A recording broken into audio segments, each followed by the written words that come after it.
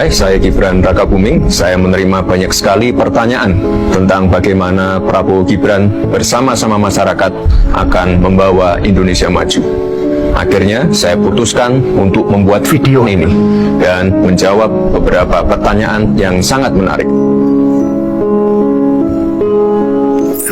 Seperti Mas Rashid bertanya, apa saja program-program yang sudah ada sekarang dan akan dilanjutkan Prabowo Gibran?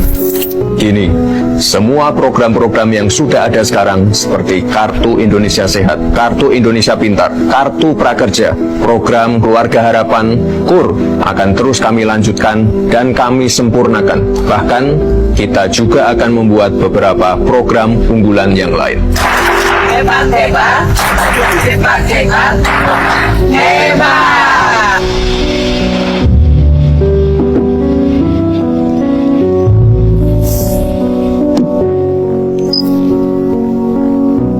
Mbak Tia penasaran, makan siang gratis dan susu gratis itu gimana sih ceritanya? Program ini adalah program yang paling dibutuhkan oleh anak-anak Indonesia dan ibu-ibu yang sedang hamil.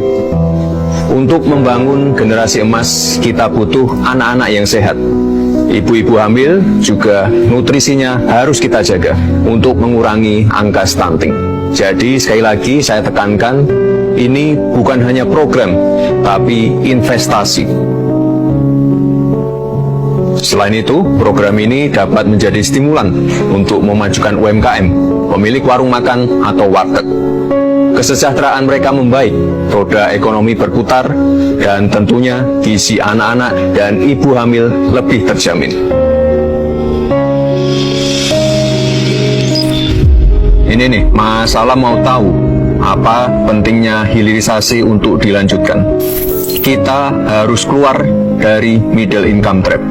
Maka hilirisasi kita lakukan untuk penciptaan nilai tambah, sekaligus melipat gandakan GDP. Dampaknya apa? Penciptaan jutaan lapangan kerja, rakyat pun semakin sejahtera.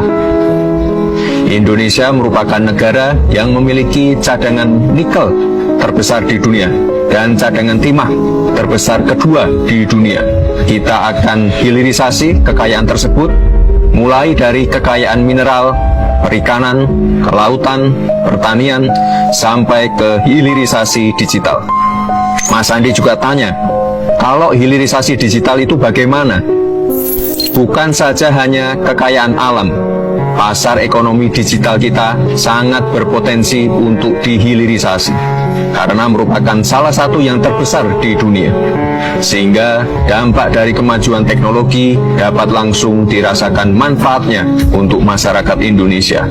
Jangan sampai kita hanya jadi pasar saja, tapi kita harus menyiapkan talenta yang handal, sampai dengan teknologi, dari infrastruktur sampai dengan produk digitalnya. Mbak Amel bertanya, apa benar kalau Prabowo Gibran menang, pajak akan naik? Nah ini nih, banyak yang salah mengartikan. Menaikkan rasio pajak itu berbeda dengan menaikkan tarif pajak. Lalu bagaimana cara kita menaikkan rasio pajak?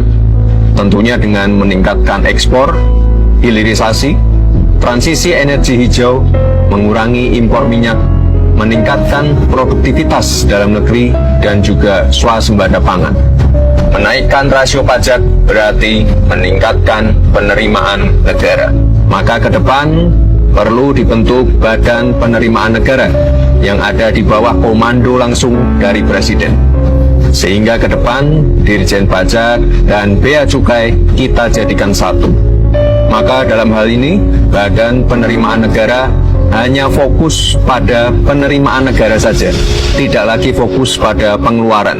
Semoga terjawab ya.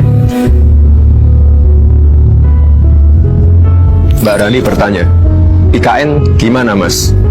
Pemerataan pembangunan itu wajib. Pembangunan tidak boleh lagi Jawa sentris. Saat ini investasi di luar Jawa sudah meningkat mencapai 53%. Dengan adanya pembangunan yang berkelanjutan di IKN akan membuka titik pertumbuhan ekonomi baru, meningkatkan akses dan konektivitas, serta membuka lapangan kerja. IKN ini bukan sekedar membangun gedung pemerintahan, tapi merupakan cikal bakal pemerataan pembangunan Indonesia. IKN adalah showcase transformasi pembangunan Indonesia. Jadi, boleh nggak Indonesia maju? Boleh. Boleh nggak Indonesia sejahtera? Boleh. Boleh nggak Indonesia bahagia? Boleh. Boleh nggak Prabowo Gibran? Boleh dong. Udahan syutingnya ya, saya mau kerja.